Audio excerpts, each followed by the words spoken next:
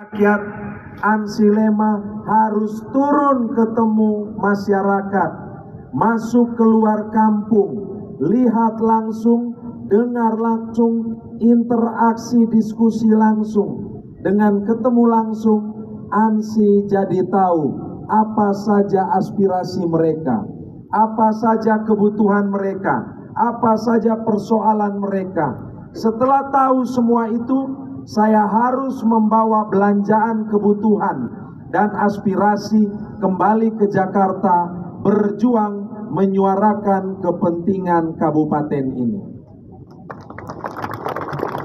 Bapak Mama, kalau bangun Kabupaten Belu hanya pakai APBD Kabupaten Belu tidak cukup.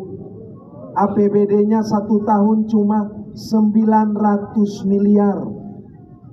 Setengah dari 900 miliar, sekitar 400 miliar dipakai untuk belanja birokrasi, perjalanan dinas, ongkos kantor.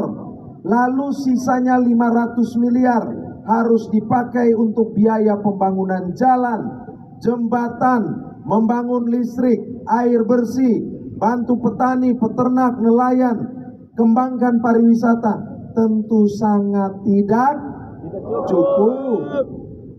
Maka butuh uang dari pusat, dan uang dari pusat tidak mungkin terbang dari Jakarta tiba-tiba sampai di Atapupu, tiba-tiba sampai di Lamaknen, tiba-tiba sampai di Laktutus. Tidak mungkin Bapak Mama, tidak mungkin. Saya tanya kepada menteri, tahu NTT? Tahu. Apa yang diketahui NTT? Ya Kota Kupang, Labuan Bajo. Tahu Atambua? Oh tahu. Selain Atambua tahu? Tidak. Dia tidak tahu di mana itu Atapupu, di mana itu Lahurus, di mana itu Laktutus. Padahal di sana ada petani, ada peternak, ada nelayan yang butuh perhatian dan bantuan negara. Betul atau tidak?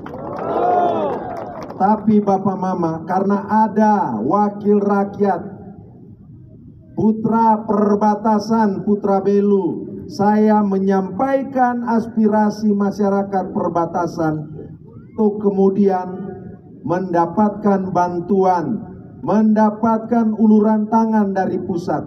Itulah kerja politik. Bapak Mama, politik itu tidak lain tidak bukan adalah memberi diri untuk melayani rakyat. Pemimpin sejatinya adalah pelayan. Memimpin berarti melayani. Maka sejak jadi DPR RI, Ansi hadir sebagai pelayan rakyat. 2024 kemarin saya kembali maju, dicalonkan menjadi anggota DPR RI periode kedua. Puji Tuhan, syukur alhamdulillah, 2 kali maju, 2 kali terpilih. Dapat suara banyak dari Kabupaten Belu ini. Terima kasih Bapak Mama semua. 2019 terpilih, menjabat sampai 2024. 2024 kemarin maju lagi, menang. Harusnya malam hari ini saya tidak ada di Atambua, ada di Jakarta, ada di DPR RI, karena sekarang masih dalam masa persidangan. Tetapi kenapa malam hari ini saya ada di sini? Karena saya tidak dilantik menjadi anggota DPR RI, walaupun sudah terpilih di periode kedua, karena mendapatkan penugasan untuk pulang ke NTT, untuk pulang balik kampung, untuk melayani rakyat NTT dengan menjadi Gubernur Nusa Tenggara Timur. Bapak Mama, malam hari ini saya berdiri di sini dalam kapasitas sebagai calon Gubernur NTT. Saya datang ke Belu untuk memohon doa restu dari keluarga besar semuanya. Saya datang ke sini untuk memohon dukungan. Saya sadar, jangankan kota Atambua, mungkin orang di Tenubot belum banyak kenal saya. maka saya harus secara rendah hati memohon doa dan dukungan dari keluarga besar saya di Belu ini. Tolong bantu dukung saya. Bagaimana caranya? Perkenalkan Ansi Lema kepada tetangga terdekat, depan rumah, belakang rumah, kiri kanan rumah, agar mereka kenal Ansi Lema itu adalah calon gubernur, mantan DPR RI yang terpilih 2 periode dan berdarah Belu. Satu-satunya calon gubernur, calon wakil gubernur yang punya darah Belu adalah Ansi Lema. Dan itu berarti saya harus menang tebal di sini. Harus menang di sini. Kenapa? Ya putra perbatasan. Sejak jadi DPR saya beri banyak atensi. Saya buat Kabupaten Belu ini selama 5 tahun tidak kurang dari 80 miliar. Dan itu tercatat. Modalnya apa? Modalnya otak, hati, dan keberanian. Berjuang supaya uang dari Jakarta sampai di kampung nenek saya di Kabupaten Belu ini. Bapak Mama, terima kasih sekali lagi untuk kehadiran malam hari ini. Saya tidak usah bicara panjang lebar. Yang penting malam hari ini kita sudah ketemu. Sudah tahu pilkada tanggal berapa? 27. Tanggal berapa? 27. Sudah tahu nomor berapa yang harus dicoblos? Nomor berapa?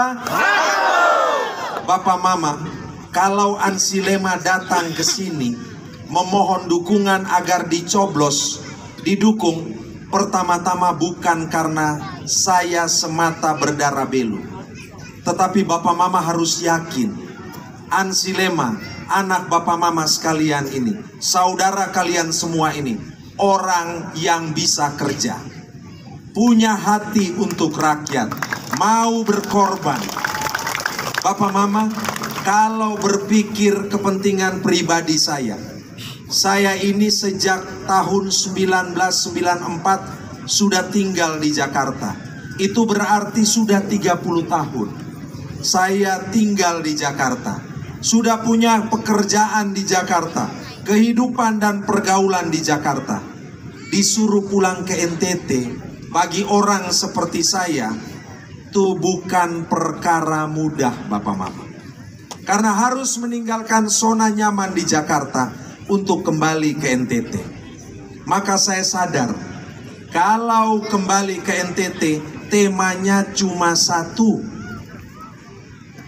mau berkorban untuk rakyat,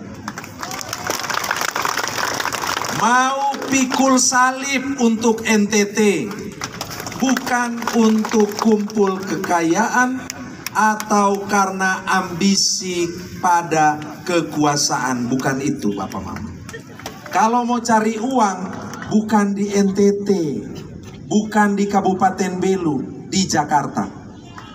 Kalau kembali ke NTT, temanya kerja layani rakyat, beri bantu rakyat. Terakhir, Bapak Mama, sudah tahu siapa calon wakil gubernur saya? Siapa namanya? Kakak Jen Natalia Suryanto. Bapak Mama, akan ada 3 paket pasangan calon.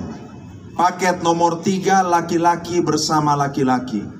Paket nomor 2 laki-laki bersama laki-laki. Paket 1 Ansi dan Jen, kombinasi laki-laki dan perempuan. Ada alasannya kenapa saya sejak awal ingin agar wakil saya seorang perempuan.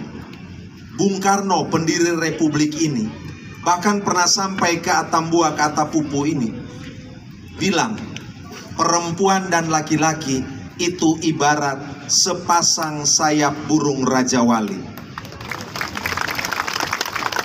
Keduanya harus bisa berfungsi secara baik. Kalau berfungsi dengan baik, maka Raja Kepakan sayap Raja Wali itu bisa melesat mengangkasa sampai ke puncak. Tetapi